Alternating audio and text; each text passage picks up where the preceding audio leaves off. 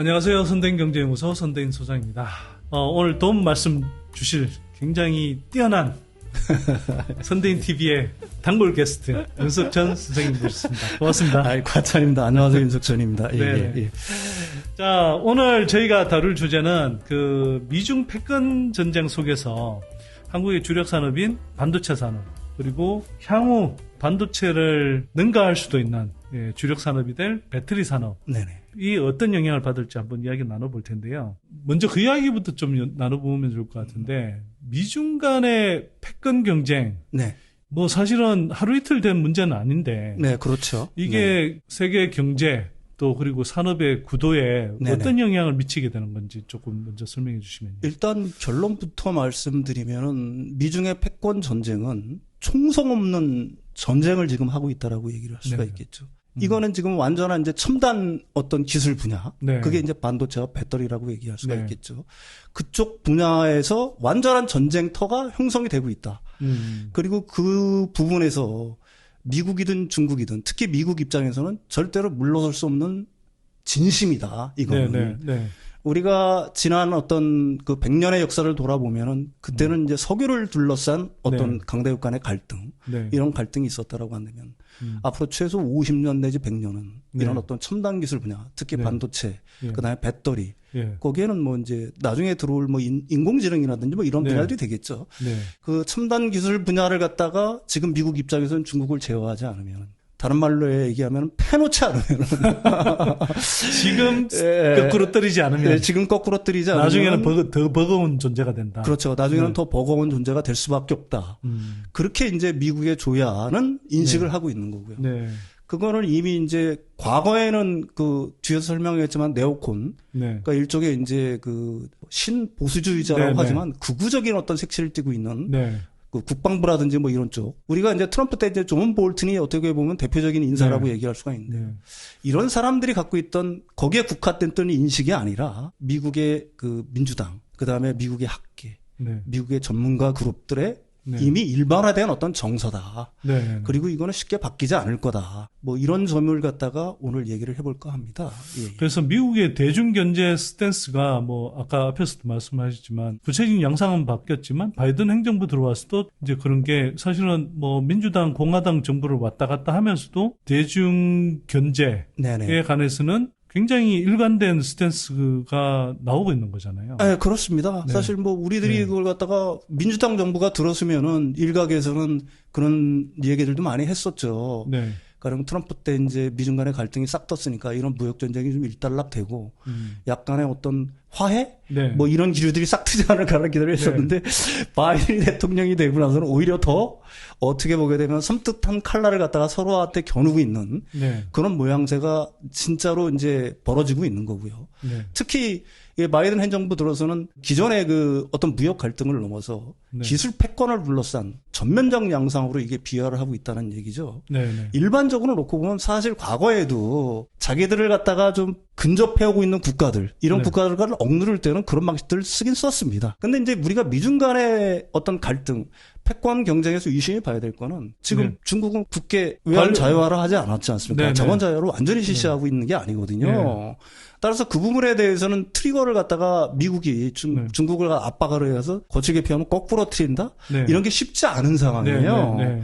이제 무역 갈등, 네. 그 다음에 이제 첨단 기술 갈등, 네. 그 갈등을 넘어서 외환 부분이 이제 좀 그 힘드니까 미국 네. 입장에서는 네. 그렇다고 하게 되면은 최종적으로는 뭐 군사적 대결, 네. 뭐 이런 것까지 이제 상정하시는 분들이 있는데 네. 제가 생각하기에는 그거는 뭐 지금 현재 상황이라서 좀 상정하기가 좀 힘든 부분인 것 같고요. 네. 지금 현재 상황에서 미국은 네. 반도체와 배터리 등 어떤 첨단 기술 분야에서는 이번 기회를 틈타서 네. 중국의 굴기를 완전히 꺾어야 된다. 네. 네. 이거는 그게 진보적이든 보수적이든 색깔에 상관없이 미국 전반에 흐르는 기류다라고 얘기할 수가 있을 것 같아요. 네. 예. 우리가 이제 트럼프 때부터 그 미중의 이제 무역 갈등, 무역 전쟁이 격화가 되면서 교역액이 줄 거라고 대부분은 예상을 했잖아요. 네. 근데 22년도에 보면은 교역액이 사상 최대예요.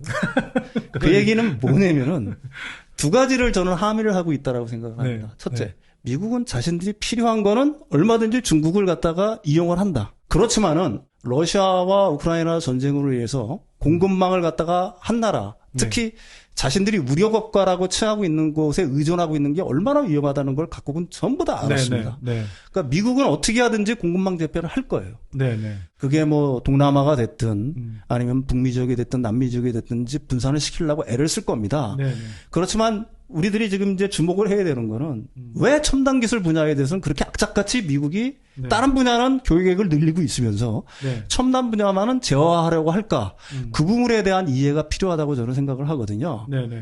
이 책이 칩 워라는 책입니다. 이게 파이낸셜 타임스는 22년도 올해의 책으로 선정을 했고요. 뉴욕 타임스에서는 베스트셀러예요. 그 결론은 뭐냐면 반도체는 온전히 미국 것이라는 거고요. 어떻게 보면 반도체 산업사를 다뤘다라고 얘기할 수가 있어요. 근데 여러분들이 좀 약간 의문일 거예요. 이거 외교안보 전문 대학원의 교수가 특히 국제사를 가르치시는 분이 어떻게 이 반도체에 관련된 책을 썼을까라고 의문을 가질 텐데, 그러니까 당연히 그 반도체 산업에 대한 어떤 거기에 플러스 지정학적 이런 어떤 개념들을 갖다가 대입을 시켜서 반도체 패권이 왜 미래 패권에 직접적으로 연결이 되느냐 이걸 갖다가 설명을 하고 있다라고 얘기할 수가 있는 책이거든요. 그거는 제가 두말할 필요가 없을 것 같아요. 반도체 패권을 쥐는 국가가 사실은 미래 패권을 갖다가 질 가능성이 굉장히 높겠죠. 그러니까 반도체라는 거는 사실은 산업 경제적 그 효과에 못지않게 군사적인 의미가 굉장히 강하다라고 얘기할 수가 있는 겁니다. 현대의 무기 체계는 사실은 반도체의 총합이라고 얘기할 수가 있어요. 첨단 반도체 없이는 사실 첨단 무기도 없는 거죠. 네, 첨단 무기 자체가 불가능합니다. 지금 그 냉전 시대에 미국이 소련을 붕괴시킨 군사적으로 우위에 설 수 있었던 거는 반도체 때문이었다라는 게 대부분이 거기에 대해서는 동의를 하고 있는 바거든요. 앞으로의 무기 체계는 더 하겠죠. 지금 우크라이나 전쟁에서 우크라이나가 소련에 대해서 비교적 우위에 설 수 있는 것들도 역시 서방의 그 무기 체계들. 그거는 전부 다 반도체의 힘이라고 얘기할 수가 있는 겁니다. 그러니까 그쪽 지원을 받아서. 그러니까 따라서 이렇게 보고 있는 거예요. 우리가 패권을 결정하는 하드웨어적 요소는 경제적 요소와 군사력을 줄 수 있는데 경제력과 군사력. 이 두 개의 핵심은 반도체일 수밖에 없다는 거죠. 이 크리스 밀러의 주장은 뭐냐면 그래서 반도체의 패권을 쥐는 국가가 미래 패권을 쥐게 될 거라는 얘기를 하는 겁니다.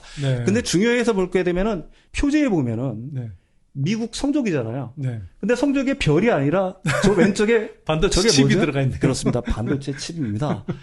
이게 뭐냐면은 이게 뭘 상징할까요? 반도체는 미국이 개발을 했고 미국이 키워왔고 미국이 제일 많이 쓰고 있고 장비도부터 모든 거. 그래서 반도체는 미국 것이라는 생각이 미국 입장에서 보면은 굉장히 그 애국적인 이를 갖다가 띄고 있는 어떤 색채라고 볼 수가 있는 거고요.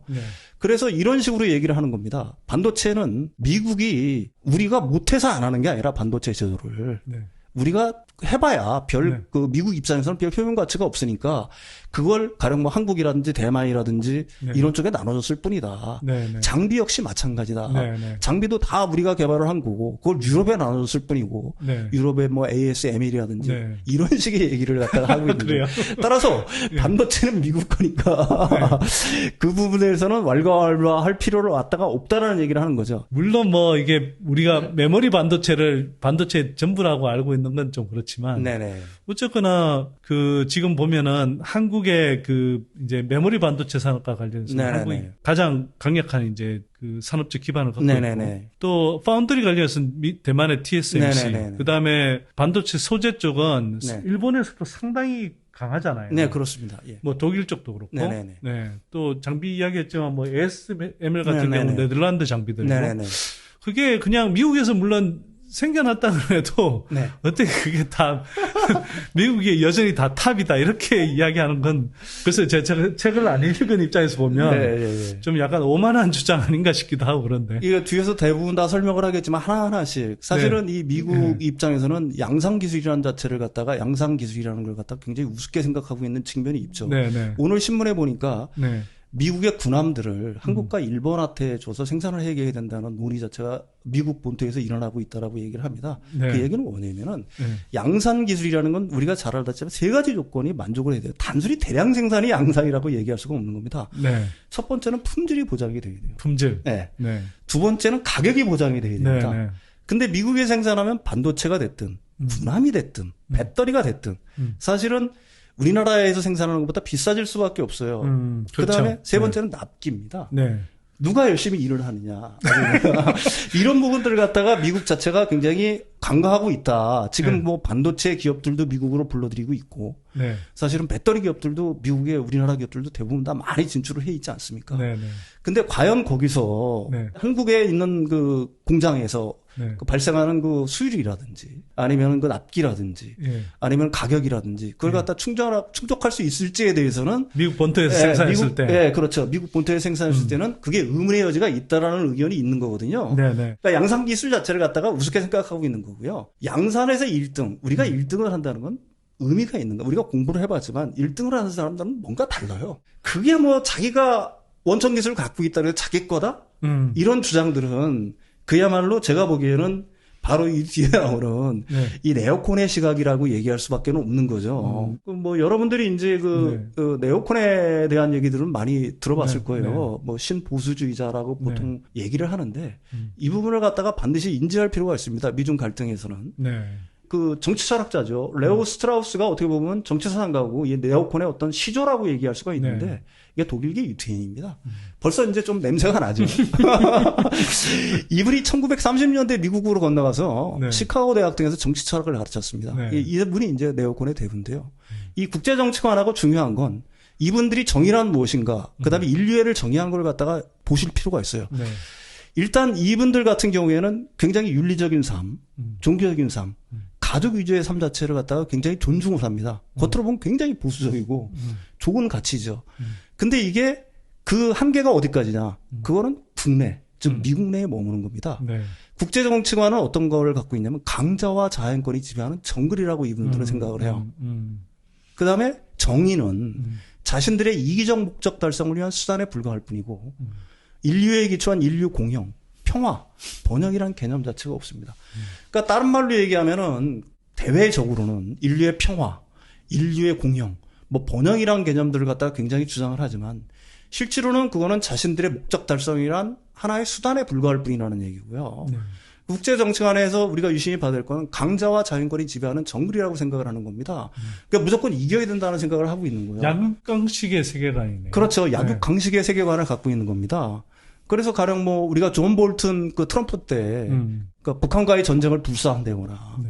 이런 것들이 이제 미국의 안전 뭐 이런 거를 위한 것들이 이제 다른 말로 하게 되면은 이 한국에 대한 어떤 안전, 그다음에 한국민에 대한 어떤 뭐 이런 고려들, 네. 이런 고려들 자체가 사실은 거의 없다라고 봐야 되는 거고요. 네. 미국의 이익이 가장 우선시 돼야 되고 미국의 패권 유지를 위해서는 우리들이 가령 굉장한 갈등 이런 걸 갖다가 그 불사해도 좋다는 인식 자체가 이미 미국 사회에 어느 정도 형성되고 있는 거 아닌가 이런 생각들을 하고 있는 거거든요. 저변에 그냥 깔려있다 이 말이거든요. 이게 이제 왜 그런데 왜 그럼 지금인가라는 걸 갖다가 우리들이 유심히 생각해 볼 필요가 있을 네. 것 같아요. 일단은 이제 앞에서 설명했지만 러시아 우크라이나 전쟁에 한 지정학적 어떤 불안들이 네. 사실은 완전히 표면화가 됐죠. 네. 지정학적 갈등이 표면화가 됐을 때 공급망에서 가장 큰 타격을 받는 게 뭘까? 네. 이걸 갖다가 저는 생각을 했을 거라고 저는 봅니다. 네. 그러면은 제일 미국 입장에서 제일 아픈 대목은 뭐냐면 반도체라는 첨단 기술 분야에 대한 공급망이 흔들리는 걸 갖다가 제일 염려를 했을 거라고 저는 생각을 해요. 네. 일본이 이제 소재를 갖다 주로 생산하는 기업 네. 국가고요. 반도체 네. 쪽으로 보고 보면 대만과 한국이 역시 그 반도체 제조 이쪽에 이제 강국 아닙니까? 네. 다 근데 이게 중국과 근접해 있다는 얘기입니다. 네. 네. 만약에 중국과의 갈등이 고조가 된다라고 생각하면은 그리고 그게 경쟁이 심화되어 가지고 만약에 어떤 전쟁 뭐 이런 양상까지 비화된다라고 하게 되면은 미국 입장에서는 굉장히 큰 타격을 받을 수밖에 없다는 거죠. 네. 네. 대만이나 한국이나 일본의 생산 시설 자체가 파괴됐다라고 한번 생각을 해보시라는 얘기입니다. 이걸 갖다가 양산 시설을 갖다가 새로 만드는 거는 그거는 돈도 돈이지만은 엄청난 시간이 걸릴 수밖에 없는 거예요. 중국도 굉장히 큰 타격을 받겠지만은 미국 입장에서도 굉장히 큰 타격을 받을 수밖에 없을 거다라는 생각을 했을 겁니다. 네.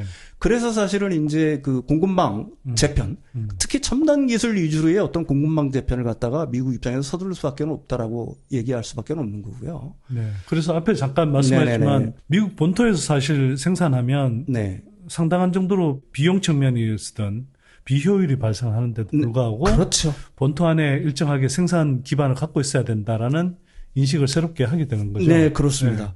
네. 사실은 오바마 정부 때까지 이어진 대중 유화 정책에 대한 어떤 반성이라고 얘기할 수 있어요. 이 반성은 왜 시작됐냐? 우리가 24세기 말에 발표된 의회조사국 중국 정세 분석 보고서를 보면 중국 분열론이 우세한 적이 좀 있었어요. 왜? 중국 분열론이란 건 뭘 말하는 건가요? 이게 이제 우리들이 그 2차 천안문 사태가 언제 발생하냐면 1989년도에 발생을 합니다. 그리고 1991년도에 소련이 붕괴를 했어요. 네. 그렇죠? 그 다음에 1997년도에 그 덩샤오핑이 사망을 합니다. 사실 천안문 사태를 갖다가 무력으로 진압한 건 덩샤오핑이었잖아요. 미국은 그러니까 중국의 개혁 개방이 그 천안문 사태처럼 어떤 민주화 바람을 일으키고 그 다음에 거기에 자본주의 맛에 길들이게 되면은 미국이 분명 안길 거다. 네.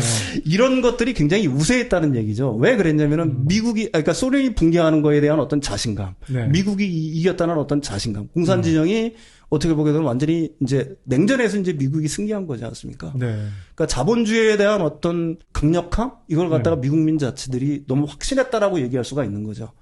그래서 생각 밖으로 20세기 말까지 중국에 대해서 굉장히 관대한 정책들을 키운 겁니다. 근데 이제 21년 8월에 의회조사국의 보고서를 똑같은 의회조사국의 보고서를 보게 되면 그 제목이 뭐냐면 새로운 미중 전략 경쟁이라는 제목이에요. 네. 네.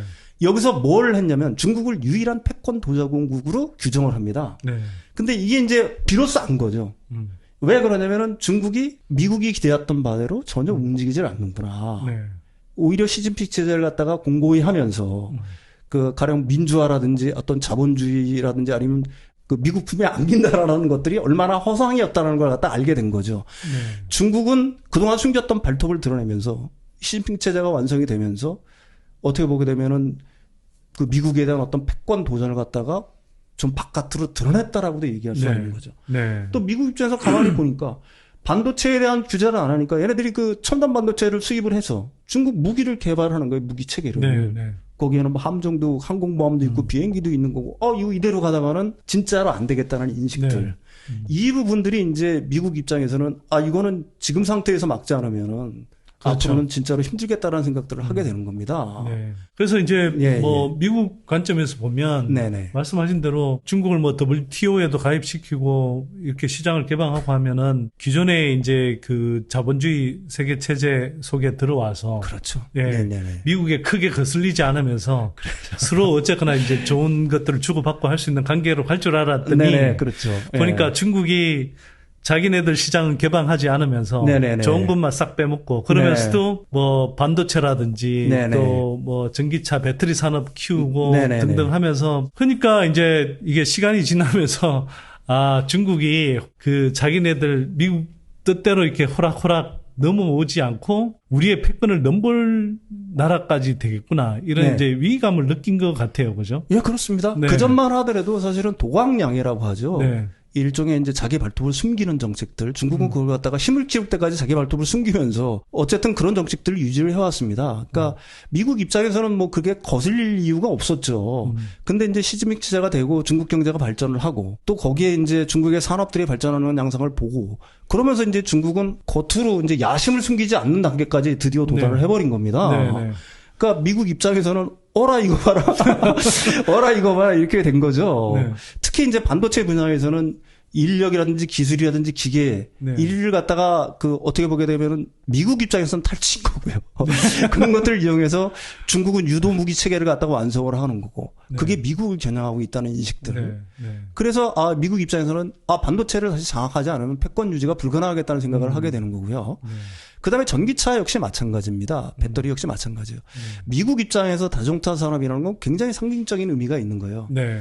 그 미국이 자동차 산업을 키운 국가라고 얘기할 수가 있는 거 아니겠습니까? 그럼요. 포드 네. 자동차 때부터. 근데 그걸 갖다 독일, 일본에 완전히 뺏겼잖아요. 근데 이걸 갖다가 일시에 뒤엎을 수 있는 판이 만들어진 겁니다. 일단은 전기차 분야에서는 독일, 일본을 갖다가 새롭게 하면 이길 수 있겠다는 생각을 네. 한 건데 거기에 또 눈에 거슬리는 게 중국이에요. 그러니까요. 전기차 시장은 중국이 먼저 키워버렸어요. 중국이 먼저 키워버렸고 중국 네. 시장이 워낙 크니까. 네. 그러니까 이 두 분에 대해서는 사실은 미국이 양보할 수 없다라는 어떤 생각들을 갖다가 진심으로 하게 된 거라고 저는 봅니다. 네. 예. 이제 미국이 각종 IT 산업도 그렇고 네네. 향후에 이제 커질 산업 AI부터 해서 그렇죠. 각종 이제 그 교통 네트워크라든지 뭐 이런 것들 다 사실은 이 반도체가 기반이 되지 않으면 성장하기 힘든 산업이잖아요. 네, 그렇죠. 네, 그런 면에서도 이제 중국을 이제 견제하지 않으면 안 되는 네네. 입장인 것 같은데 이제 대중 반도체 수출 통제까지 하는 네네, 그런 그렇습니다. 이제 법안들도 만들고 지금 통제도 하고 있는데 네네. 구체적으로 좀 어떻게 진행이 되고 있고 진행이 될까요? 이게 이제 법제화가 됐다는 거예요. 우리는 네. 뭐 우리는 반도체 과학법이라든지 IRA 인플레이션 감축법이라는 걸 갖다 네. 그냥 법이다라고 생각하고 네. 언론은 다루지만 네. 이게 법제화가 됐다는 거는 네. 이건 굉장한 의미가 있다는 네. 거예요. 미국이 그걸 갖다가 공식화했다는 의미를 담고 있는 겁니다. 반도체 과학법의 주요 그 내용이라는 건 뭐냐면은 유럽의 장비, 네. 일본의 소재, 미국의 설계 기술 이걸 갖다가 중국 유출을 갖다가 완전히 금지하는 거 아니겠어요? 네. 네. 특히 이제 그 첨단 그 반도체의 그 생산에 절대적으로 필요한 ASML, EUV 리소그래피 그 이거 같은 경우에 노광기 같은 노광기 경우에는 기술. 네. 예. 이걸 갖다가 완전히 막는 거죠. 네. 근데 이게 미국이 막는다고 과연 막아질까라는 생각들을 갖다가 일부에서는 하는 것 같은데 막혀질 수밖에 없는 구조라고 저는 생각합니다. 네. 왜 그러냐면은 한국, 대만, 유럽, 일본이 미국의 우방이라서가 아니라요. 네. 사실은 ASML의 장비 같은 경우에는 미국 기술이 없으면은 네. 사실은 만들지를 못해요. ASML의 노광기 같은 경우는 세계 첨단 산업, 그러니까 첨단 제조업의 총합이라고 얘기할 수 있는 거예요. 네. 네덜란드는 네. 가령 뭐 독일의 자이스에서는 렌즈를 가져오고 그 미국의 사이머사로부터는 뭐 레이저를 가져오고 이런 식으로 해서 어떻게 보게 되면 조립을 해서 만든다라고 네, 얘기할 네, 수가 네. 있는 거거든요. 그러니까 이게 지금 그 ASML 그 EUV 장비를 만드는 공장이에요. 전부 다 이렇게 다 드러내놨잖아요. 네. 이걸 드러내놔도 함부로 못 만듭니다. 네. 그다음에 ASML을 갖다 미국 입장에서 놓고 본다라고 하면은 미국 입장에서는 미국이 키웠다라고 생각을 하는 거예요. 필립스에서 분사를 했을 때 네. 인텔이 자금 지원을 했고 미국 정부가 지원을 했다라고 강하게 생각을 하고 있는 겁니다. 네. 그래서 말을 듣지 않으면 안 될 수밖에 없다라고 네. 미국 입장에서는 생각을 하고 있는 거고요. 네. 일본 역시 마찬가지고요. 미국은 역시 이제 설계 기술 자체는 자신들이 갖고 있는 거니까 이 부분을 갖다가 중국 유출을 금지하게 되면은 분명히 효과적인 제재 수단이 될 거라고 생각을 네. 하고 있는 겁니다. 네. 그다음에 IRA 역시 마찬가지라고 얘기할 수가 있는 거죠. 배터리 분야 같은 경우도 역시 비슷한 어떤 맥락을 갖고 있다라고 얘기할 수가 있는데 중국 배터리 자체, 그러니까 반도체랑은 좀 달리 중국 배터리 자체의 네. 최소한 미국 진출을 갖다가 원천 거의 봉쇄하겠다는 의지가 굉장히 강하다라고 얘기할 네. 수가 있는 거예요. 네. 반도체 과학법의 핵심 내용은 뭐냐면은 중국으로의 첨단 제조 장비라든지 반도체의 반출을 갖다가 금지하는 거라고 한다면은 그 IRA를 통한 그 배터리 이 네. 부분에 대해서는 미국 내로의 중국 기업의 진입을 갖다가 거의 원천 차단하는 수준까지 이르렀다. 이렇게 네. 얘기할 수가 있는 거죠. 중국은 배터리 시장, 전기차 네. 배터리 시장을 뭐 대체로 맡고 있는데 미국이 우호적인 그 나라들의 산업을 키우면서 우리 전기차 산업을 키워가겠다. 네, 그렇죠. 예, 그게 이제 그- 가장 핵심적인 요체라고 생각을 할 수가 있습니다. 네. 그러니까 반도체랑 그 배터리에 대응하는 방식 자체는 미국 입장에서는 약간 다를 수밖에 없다라고 생각을 하고 있는 거고요. 그렇지만 목적은 분명히 하나라는 얘기죠. 이 반도체 과학법이라든지 IRA 법이 어디를 경영하고 있느냐라는 네. 거는 우리들이 명백히 알 필요가 있다는 얘기입니다. 반도체 쪽은 우리가 좀 뭐 아무래도 피해를 보는 것 같고 네. 2차 전지 쪽은 우리가 상당히 수혜를 보는 것 같다 이런 이야기를 하고 실제로 S&P의 최근 보고서도 보니까 네네, 좀 예. 그런 식으로 정리를 했더라고요. 그 그런데 예, 예. 그렇게 보는 게 맞습니까? 저는 뭐 그 부분이 현재 상황에서는 좀 일리가 있다라고 생각하지만 장기적으로 네. 놓고 보게 되면은 반도체 분야에서도 우리한테는 네. 굉장히 이점이라고 생각해요. 배터리는 물론이고요. 네네. 왜 그러냐면은 반도체든 뭐 배터리가 됐든지 간에 사실은 중국이 그 반도체 무기를 내세우면 우리 기업들 갖다 굉장히 많이 추격해온 게 사실이지 않습니까? 네네. 만약에 미국의 제재가 없다라고 한다면 설계라든지 뭐 소재라든지 장비 같은 반입이 자유롭다라고 한다면 미국의 제재가 없다라고 한다면 중국이 우리나라 그 LCD라든지 뭐 이런 쪽에 디스플레이 시장을 갖다가 뛰어넘었던 것처럼 반도체 분야에서도 사실은 내일을 사실은 장담할 수가 없는 네네. 거니까. 근데 사실은 미국은 이제 반도체 분야에서는 중국의 그 기술 성장, 개발 단계를 갖다 원천 차단하려고 하고 있는 거니까 크게 우리로서는 굉장히 큰 시간을 벌었다라고 얘기할 수가 있는 거죠. 한국 반도체 산업 그 자체로 이렇게 계속 기술 격차를 벌려나기가 쉽지가 않은데 그렇죠. 미국이 사실상 이제 어떤 패권 경쟁 측면에서 네네네. 그냥 견제를 해주니까 그렇죠. 중장기적인 측면에서는 도움이 된다. 예. 그게 왜 그래요? 미국 애들이 중국을 갖다가 일단은 막 달리고 있는 중국에 딴지를 걸어서 넘어뜨리려고 하고 있는 거거든요. 네. 뭐 다 아시다시피 YMTC 창신 메모리 등 중국 반도체 기업 성장을 차단하려고 하는 거고. 그럼 또 역시 마찬가지입니다. 중국 배터리 기업 역시 경쟁력은 약화될 수밖에 없다는 얘기죠. 네, 네. 왜 그러냐면 미국이 일단 칼을 빼들었다는 얘기는 진입 자체가 여러 가지 쉽지 않다는 의미가 될 수밖에 네, 없는 네, 거예요. 따라서 이제 반도체 배터리 분야에서 한국 기업이 직면한 경쟁이 일부가 완화되는 부분들은 분명히 있을 거라는 얘기겠죠. 네, 네. 특히 이 반도체 같은 경우는 중국은 지금보다 더 애를 쓰겠죠. 어떻게 됐든지 레거시 분야를 갖다가 더 강화를 하고 자체 개발을 통해서 어떤든 네. 커버를 하려고 하겠지만은 최소한 시간은 과거에 생각했던 것보다 제가 생각하기에는 5년에서 10년 정도는 고전을 면치 못할 것은 분명하다는 얘기입니다. 네, 네. 또 한 가지 우리가 주목해야 될 거는 뭐냐면은 미국은 공급망 재편이라는 얘기를 쓰고 있는 거지 자급망이라는 용어를 쓰고 있지 않아요. 네, 네. 그러니까 뭐냐면 self-sufficiency라는 얘기인데 자급자족을 원하지 않는다는 네, 얘기입니다. 네, 네. 가령 뭐 미국이 설계도 하고 생산도 하고 가령 그렇죠. 뭐 소재도 하고 뭐 배터리도 마찬가지고 반도체도 마찬가지고 이런 용어 자체를 쓰지를 않아요.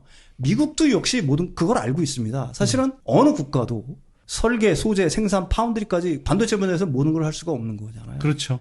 그래서 사실 중국을 견제하는 게 주 목적이기 때문에 거꾸로 네. 자기네들한테 우호적인 국가들한테는 네네. 오히려 더 많은 기회를 제공하게 되는 거죠. 네, 당연히 네. 그렇죠. 네. 미국이 뭐 지금 배터리가 대표적인 거고. 네, 배터리도 대표적인 거고 반도체 네. 기업한테도 엄청난 세금들을 갖다가 투하를 해서 네. 뭐 세액 네. 공제라든지 뭐 네. 이런 것들 주는 이유 자체는 역시 이제 그런 이유가 가장 크다라고 얘기할 수가 있겠죠. 네. 미국 전기차 산업 성장과 더불어서 한국 배터리 산업이 굉장히 수혜를 크게 볼 수밖에 없고 네네. 이 흐름을 알면 굉장히 분명해 보이는 건데 네. 이걸 여전히 아니다라고 부인하고 막 계속 K 배터리가 위험하다 그러고 중국이 계속 뭐 미국에 침투할 거다 이런 식의 이야기를 하는 사람들이 너무 많아서 어떻게 보세요 진짜로 중국 배터리가 미국 시장에 침투하기 쉽습니까 지금 이 구도에서? 어렵죠. 아까도 얘기했지만은 네. 배터리는 상징성 때문에 그래요. 전기차에 네. 대한 왜 그러냐면은 자동차 산업이라는 것 자체가 미국이 그 만든 산업이라고 얘기해도 네, 과언이 네. 아니잖아요. 네. 근데 그 패권 자체를 갖다가 완전히 일본하고 독일한테 뺏긴 거예요. 네. 완전히 사라져버렸죠. 지금 네. 미국의 자동차 산업이라는 게 전 세계 시장에서 미국을 제외하고 아니면 중국 일부에서 뭐 GM 자동차가 많이 팔리긴 합니다만은 네. 그렇게 유의미한 성과를 거두고 있다라고 얘기할 수는 없잖아요. 네.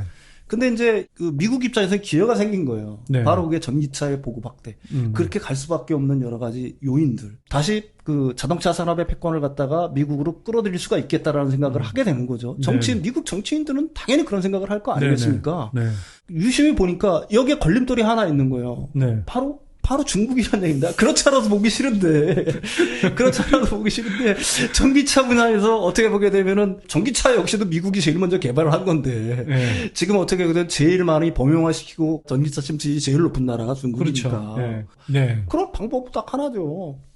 중국 자동차 산업을 제재하면 되는 거 아닙니까? 배터리를 제재하면 되는 거예요. 핵심 네. 배터리를 제재하면 네. 되는 겁니다. 네. 일부에서는 그 중국의 뭐 여러 가지 뭐 합작이라든지 뭐 이런 걸로 해서 들어갔다. 네. 뭐 이런 얘기들을 많이 하는데 그걸 미국의 그 정치권이 네. 가만히 두고 보겠냐는 얘기를 갖다가 제가 하고 있는 겁니다. 그러니까 IRA 부판이 왜 나왔는데요, 그러니까. 이 기류라는 건 굉장히 무섭다라는 걸 여러분들이 아실 필요가 있어요. 한 달에 흐르는 기류 자체라는 거는 네. 굉장히 유의미한 의미를 담고 있는 겁니다. 미국의 외교 정책, 안보 정책이라는 거는 딱 한 번 이게 확립이 되면은 여야가 바뀌든 정권이 바뀌든 그거는 상관이 없어요. 네. 그 길로 그냥 가는 겁니다. 정권이 바뀐다 그래도 달라진다라고 생각하는 건 굉장히 오사이라는 얘기예요. 네. 이게 유심히 놓고 보자고 그래요. 미국 시장에서 경쟁을 할 수 있는 그런 배터리는 뭐가 있느냐? 파나소닉. 제가 생각하기에는 일본의 파나소닉. 일본의 파나소닉하고 우리나라 업체들밖에 없다는 얘기입니다. 네. 네. 미국 중국의 가령 뭐 CATL이라든지 이런 쪽들도 그게 뭐 어떤 식이든지 미국으로 진입을 하려고 시도를 할 거고요. 미국이 그 배터리 부분에서 그 중국을 제재하는 것들은 궁극적으로는 이제 그러니까 세금 혜택을 안 주겠다는 거잖아요. 네, 네. 완전히 직접적인 방식은 아니지 않습니까? 네, 네.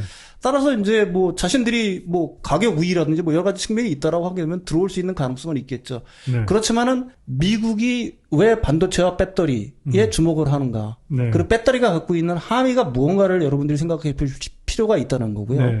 미국 입장에서는 이번 기회를 통해서 사실은 자동차 산업의 부활 이걸 갖다가 완전히 꿈꾸고 있다라고 저는 생각을 하고 있는 거고요. 네.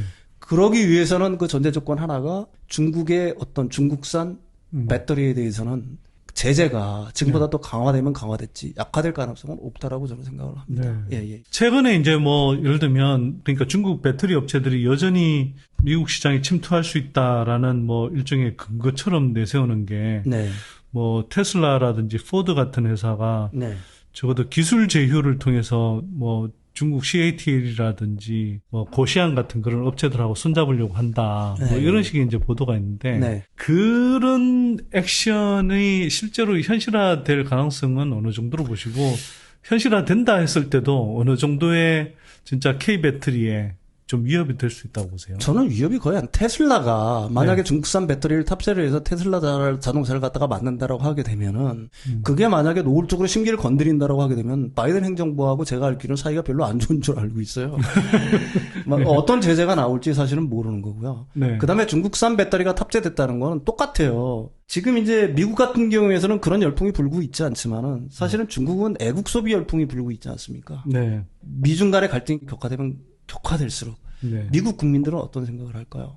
중국에 대한 반감. 네. 이거는 중국산 제품에 대한 반감으로 이어질 수밖에 없는 거예요. 우리가 일본 제품에 대해서 불매운동을 벌였던 것처럼 네. 지금도 그리고 대부분의 사람들이 일본산 제품을 쓰는 거에 대해서 약간 좀 꺼릭한 네. 뭐 이런 생각들을 하고 있는 것처럼 똑같은 개념으로 이해를 하시면 됩니다. 네. 네. 지금 싸니까 뭐 여러 가지 이유로 중국산 제품을 쓰고 있지만은 특히 뭐 이런 어떤 전기차라든지 아니면 내구재라든지 이런 쪽에서 과연 그 중국산 제품이 미국 내에서 그 여러 가지 측면, 품질이라든지 가격 측면을 차치하고서라도 네.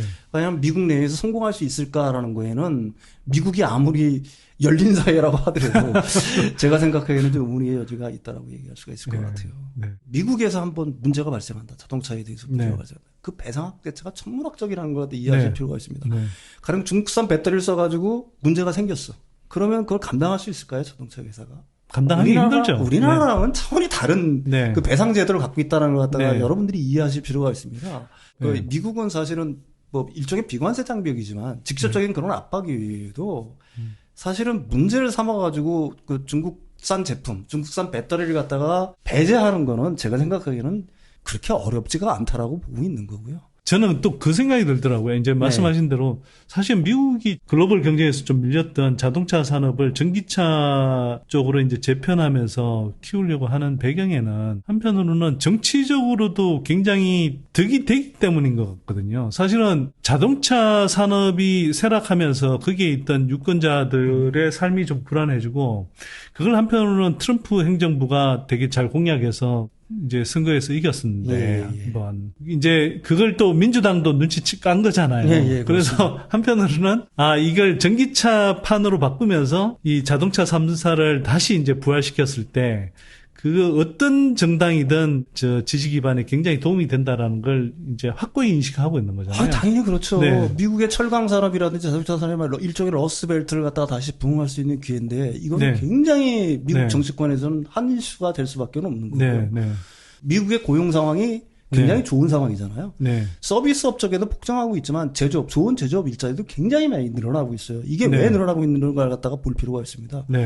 우리나라의 그 반도체 기업들, 그다음에 배터리 기업들, 그 반도체와 배터리 분야의 제조업, 그 공장들 건설 불기 시작하면서 사실 그쪽에 그 좋은 일자들이 굉장히 많이 늘어나고 있는 게 사실은 사실이거든요.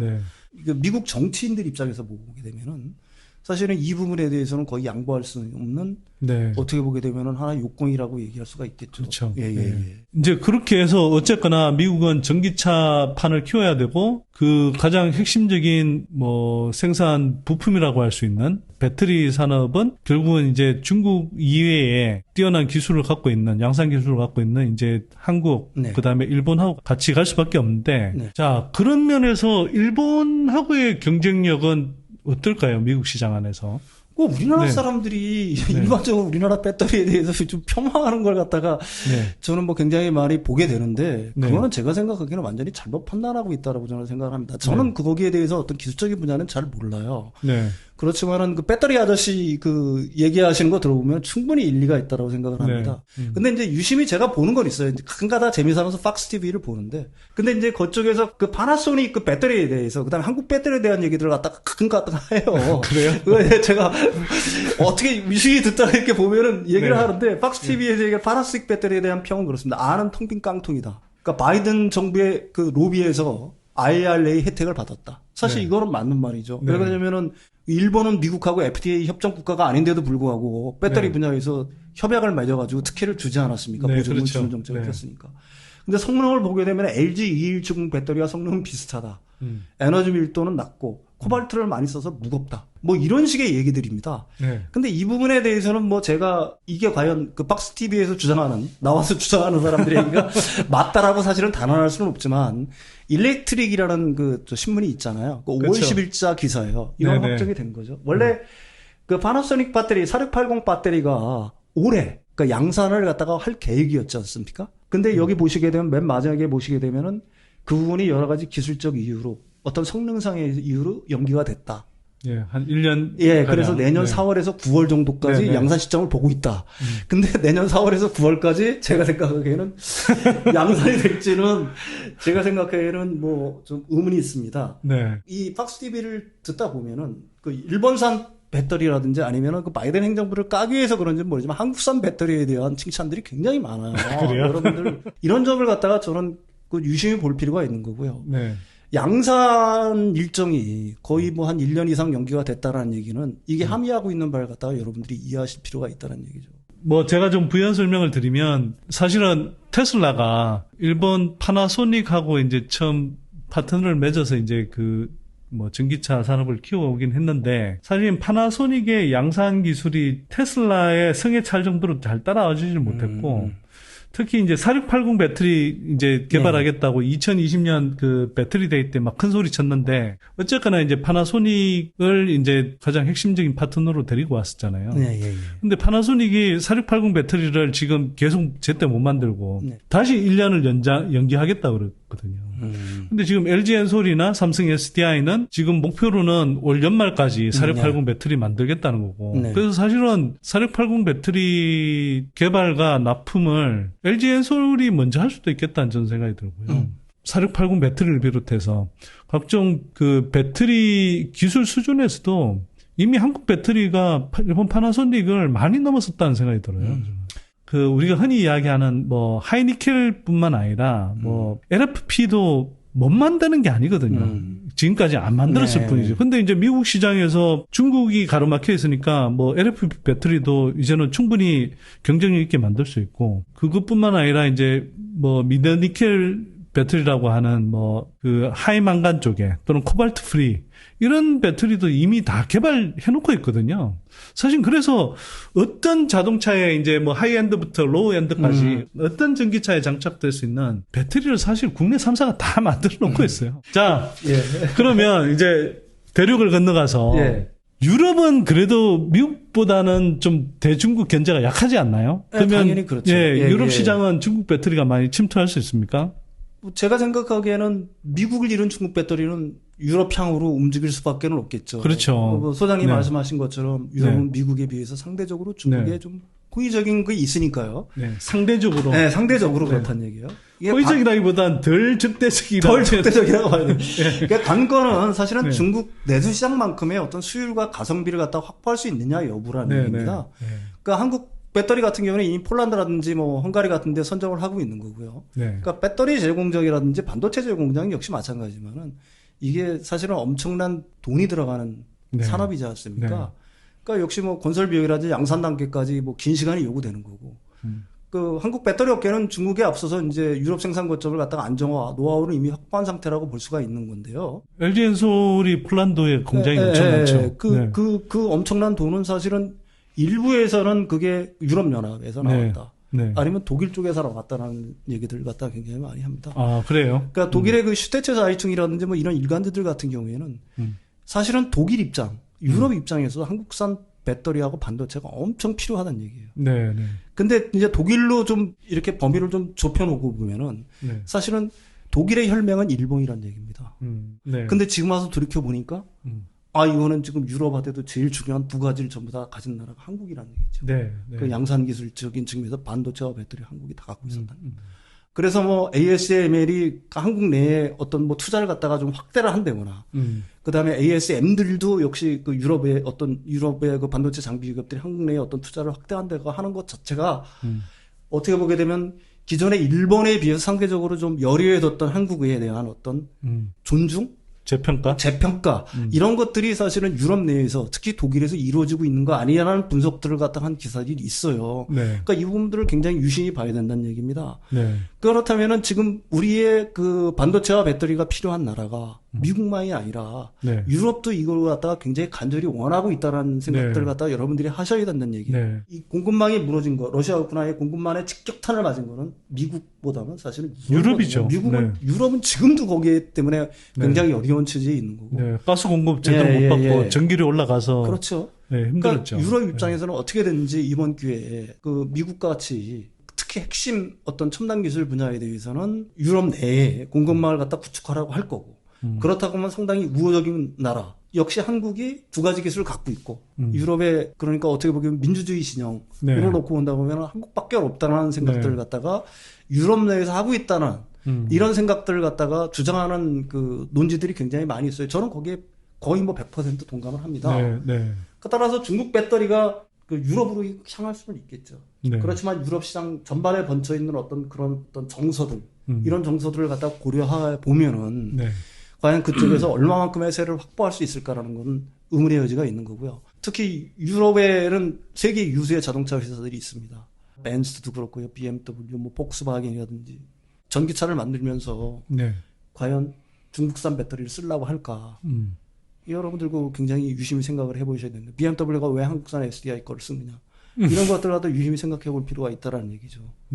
그러니까 그런 어떤 두 가지 측면 때문에 사실은 배터리 분야에서 중국이 뭐 다른 나라들 그러니까 비교적 뭐 동남아라든지 아니면은 뭐 비교적 무시하는 거 아닙니다.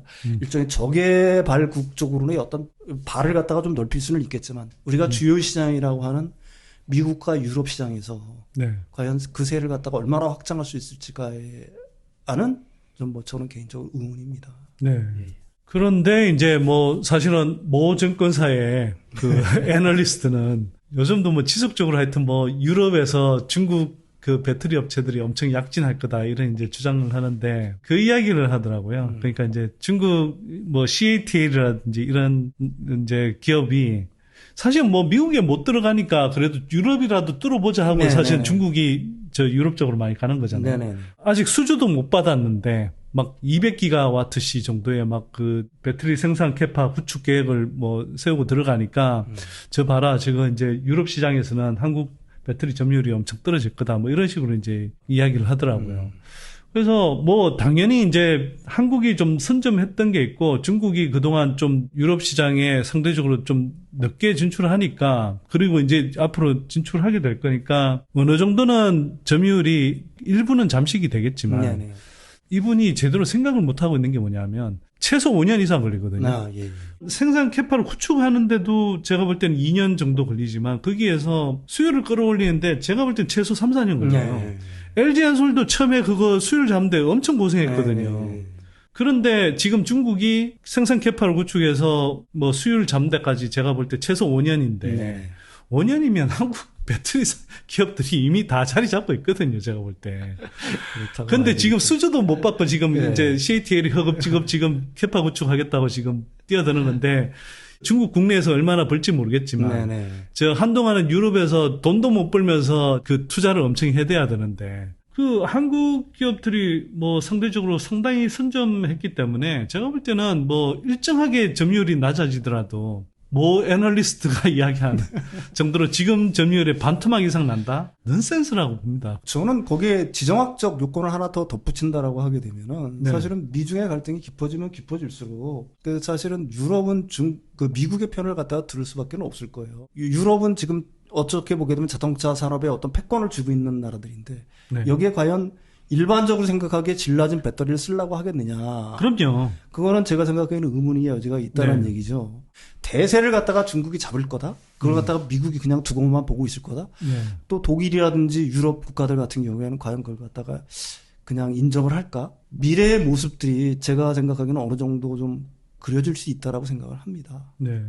아까 선생님께서 이제 배터리 화재 사고, 안전성 이 문제 관련해서도 중국 배터리를 그렇게 마음 편하게 쓰기 힘들 거다 이야기하셨는데 그 미국 못지않게 유럽에서도 중국에 대한 어떤 품질 기준 네네. 이런 것들에 대해서 굉장히 신뢰감이 낮거든요. 네, 당연히 그렇겠죠. 그래서 뭐 아까 이야기했던 그 모 애널리스트는 뭐 유럽에 중국 전기차가 엄청 진출하고 있는 걸로 이야기를 하던데 지난해 연말 기준 통계를 봐도 그 순수 중국 전기차는 없고요. 예를 들면 테슬라 건데 중국에서 뭐 생산한 거 또는 뭐 이제 볼보 같은 경우도 사실 이제 중국하고 합작을 그렇죠. 했잖아요. 그래서 이제 뭐 그거 수입된 거 이런 거 말고는 진짜 순수 전기차 뭐 우리가 흔히 이야기한 비아디 이런 거 20위, 30위까지 내려가도 모델 순위 없거든요. 당연히 그렇겠죠. 거기서 누가 유럽 사람들이 중국 차라 그러면 안 타요, 사실. 못 믿어워서. 그리고 전기차야말로 이렇게 화재 사고라든지 이런 거에 대한 민감도가 되게 높은데 중국 배터리가 그렇게 마음 편하게 쓸 수 있을까? 유럽에서도? 저는 그 쉽지 않다고 생각합니다. 네, 일부 차장에서는 몰라도. 선생님, 그래서 이제 미중 간의 패권 경쟁 구도 속에서 이제 반도체 산업 그리고 배터리 산업이 어떤 영향을 받을지 특히 한국 산업의 관점에서 이제 좀 봤는데 결국 그 미중 간의 패권 경쟁 이게 어떤 식으로 앞으로 더 전개될 수 있는지 이걸 조금 뭐 결론 삼아 이야기 들어보고 마무리하면 어떨까 싶은데요. 우리가 석유 쟁탈전은 100년 이상 지속이 됐죠. 이거는 석유를 둘러싼 그 국가 간 전쟁 또 불편한 동맹들도 만들어졌었죠. 그다음에 외교적 갈등을 초래했습니다. 똑같은 영상이 여기서 이제 벌어지고 있는 거예요. 그거는 이제 반도체 등 첨단 기술을 두고 격돌을 하고 있는 중인데요. 이 전쟁은 과거 세례를 봐서 쉽게 끝나지 않을 거라고 봅니다. 저는 이런 얘기를 자주 해요. 패권을 둘러싼 싸움에는 2등이라는 없다. 2등이라는 없다. 1등은 자신에게 도전할 2등을 그냥 두고 보지를 않습니다. 그 도전한다라는 어떤 인식 자체가 들게 되면은 반드시 그걸 누르는 게 어떤 패권의 속성이라고 볼 수가 있는 거고요. 앞에서도 얘기했지만 우리들이 네오콜이 추구하는 가치, 가령 정의는 미국의 이익에 부합할 때 정의가 그 가치는 미국 사회 전반에 이미 확산을 하고 있는 거고요. 오히려 이런 부분들은 민주당이 외려 강경할 수가 있다는 얘기입니다. 거듭 말하지만 미국은 큰 방향이 정해지면 정권이 바뀐다고 그 기조를 쉽게 바꾸지 않아요. 미국 패권에 대해서는 일치 단계라는 양상을 보인다는 점을 갖다가 여러분들이 주목하실 필요가 있는 거고요. 따라서 미중 경쟁을 갖다가 제가 생각하기에는 한 나라가 완전히 굴복하지 않으면 이 싸움은 끝나지 않을 거라고 봅니다. 또 굴복시키기 위해서 미국은 자신들의 힘을 최대한 이용을 하려고 할 거예요. 전력을 당할 거라는 얘기입니다. 그래서 이번 기회에 완전히 기술을 둘러싼 싸움에서는 중국의 감이 따라오지 못할 정도로 격차를 벌리겠다. 그런 어떤 생각들이 사실은 미국의 진심이라고 얘기할 수가 있는 거고요. 이 진심은 상당히 오랫동안 갈 거다. 그래서 국제의 어떤 반도체라든지 아니면 배터리라든지 어떤 산업 흐름도 그런 어떤 큰 기조하에서 더 크게 보면 지정학적인 어떤 요건에 의해서 상당 부분 영향을 받을 수밖에 없을 거다. 이미 말씀은 하셨지만 제가 조금 부연 질문으로 마지막 하나 여쭤보고 싶은 게 뭐 일부에서는 바이든 대통령이 재선을 하지 못하거나 뭐 재선을 하지 못해서 이제 뭐 공화당 쪽으로 이제 넘어가거나 하면 양상이 또 달라질 수 있다. 뭐 이런 이야기를 내놓는 사람도 있는데 그럴 수 있을까요? 아마 그러면 정치를 하는 사람들은 자신 정권을 잃을 위험에 처해 있는 거죠. 만약에 그런 식으로 중국에 대해서 다시 어떻게 보게 되면 좀 완화적인 태도, 좀 포용하려는 태도로 나간다라고 하게 되면 미국 국민들이 제가 생각으로 크게 분노할 수밖에 없을 거예요. 왜 그러냐면 미국 국민들의 정서를 이해하실 필요가 있습니다. 중국 때문에 우리는 일자리를 뺏겼어. 제조업 일자리를 뺏겼어. 중국이 우리나라의 기술들 갖다가 전부 다 도둑질해가지고 무기를 만들고 아니면은 뭐 반도체를 만들고 우리보다 우위에 서려고 해. 그 다음에 우리 미국에 대해서 큰 소리를 빵빵 쳐. 이걸 갖다가 미국 국민들이 이해를 할까요? 그러니까요. 다시 완화적인 추세로 나갈 수가 없는 거고요. 아까도 얘기했지만 미국은 큰 방향이 정해지면 그 정권이 바뀐다고 그 기조를 갖다가 쉽게 바꿀 수가 없어요. 왜 그러냐면 미국 국민은 정서 자체가 이미 그리 완화된 네오콘의 어떤 기류들이 미국 사회 전반에 확산돼 있다는 걸 갖다가 여러분들이 이해하실 필요가 있습니다. 그리고 제가 이제 그 선대경 교수의 옛날에 칼럼 쓴 게 있는데 신뢰와 불신의 사이클을 연속해서 가게 인류의 역사를 읽어놓고 보게 되면. 근데 거기에는 주기가 있어요. 불신의 사이클이 일단 한번 시작이 되면은 그건 최소한 50년을 갑니다.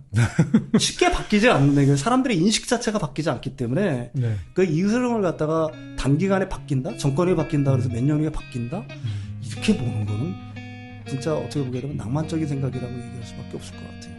미국 국민들 대상으로 하는 그 여론조사, 최근 여론조사 결과들을 보면 일관되게 중국에 대한 그 반감이 한 70, 80% 이상으로 계속 매우 높게 유지되고 있기 때문에 이건 정말 뭐 어떤 정치적 성향이 가리지 않고 대중국 유화 정책을 쓴다.